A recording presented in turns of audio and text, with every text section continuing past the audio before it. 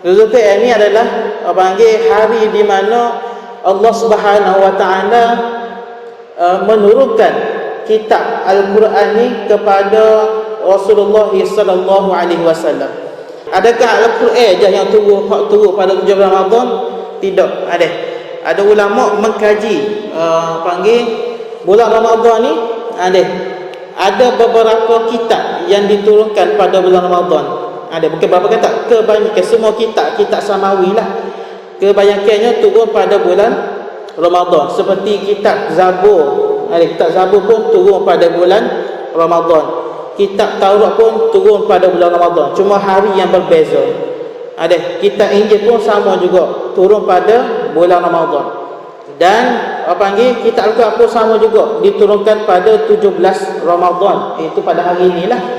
Dan bersempena dengan nuzul Quran ni, kita ambil pengajaran, kita ambil pengisian, kita ambil manfaat daripada nuzul Quran ni lah.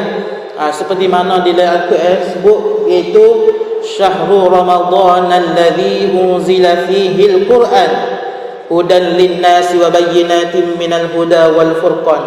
Iaitu pada bulan Ramadan ni, padanya ada syahrul Ramadana, syahrul Ramadana unzila fihi al-Quran, dan padanya Allah Subhanahu wa taala turunkan pada bulan Ramadan ni Al-Quran. Gapo guna Al-Quran ni? Gapo guna Al-Quran?